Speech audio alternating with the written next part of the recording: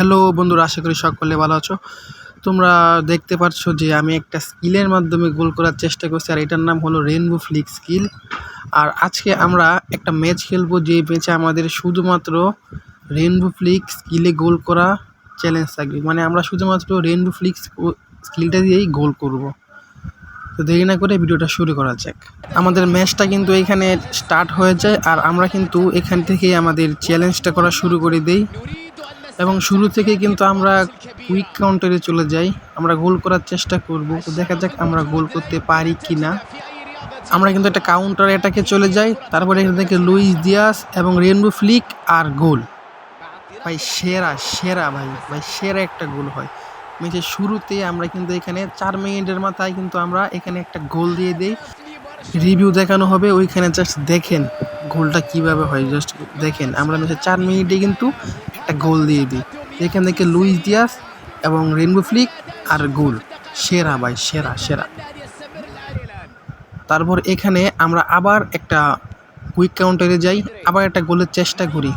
ভাই এখানে কি হয়, আমি ডাবলটা স্কিল মনে করে আমি এখানে মানে রেইনবো ফ্লিক দিয়ে দিই। কারণ আপনি যখন রেইনবো ফ্লিকের সেটিংটা করবেন, মানে রেইনবো ফ্লিক স্কিলের সেটিংটা যখন আপনি করবেন, তখন কিন্তু আপনার ডাবল টাচ বা অন্য কোনো রকমের স্কিল কিন্তু আপনার হবে না।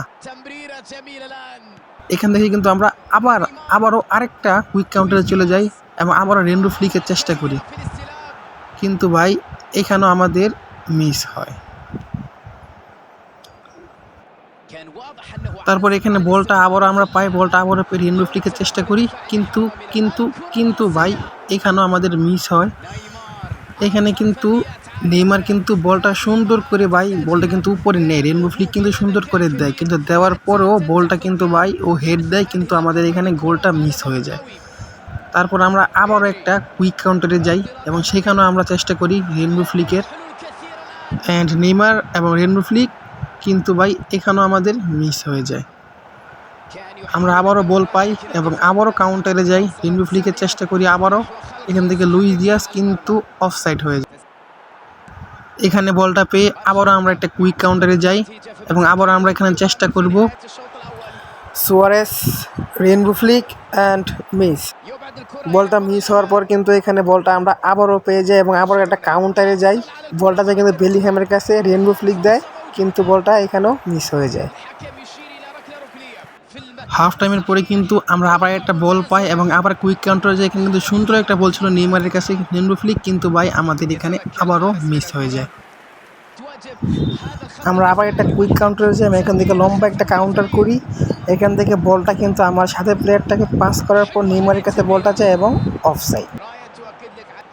ম্যাচের 70 মিনিটে আমরা এখানে আরেকটা বল পাই এবং আরেকটা কাউন্টারে যাই, নেইমার, রেইনবো ফ্লিক। আর এখানে হয় কি, এখানে আমি আবারও ডাবল টাচ মনে করে রেইনবো ফ্লিক দিয়ে যাই, কারণ আমি আগেই বলছি যে আমরা যদি রেইনবো ফ্লিকের সেটিংটা করি তাহলে কিন্তু আমাদের ডাবল টাচ বা অন্য কোনো রকমের কোনো স্কিল হবে না।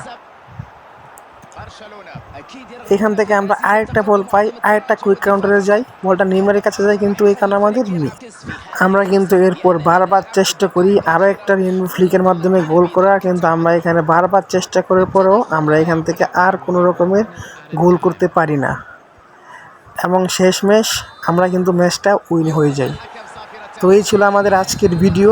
যদি ভিডিওটা তোমাদের কাছে ভালো লাগে তাহলে অবশ্যই ভিডিওতে লাইক করে দিবে আর চ্যানেলটা অবশ্যই সাবস্ক্রাইব করে দিবে। আর এই স্কিলটা কিন্তু আমাদের গেমে একদমই নতুন। তোমরা এই স্কিলটা কীভাবে করবে, ম্যাচে এই স্কিলটার মাধ্যমে কীভাবে তোমরা গোল করবে, তা যদি জানতে চাও তাহলে অবশ্যই কমেন্ট বক্সে জানাবে। এরই মধ্যে আমাদের এই ভিডিওটা আজকে এখানে শেষ করছি। সবাই ভালো থাকবে, সুস্থ থাকবে, আল্লাহ হাফিজ।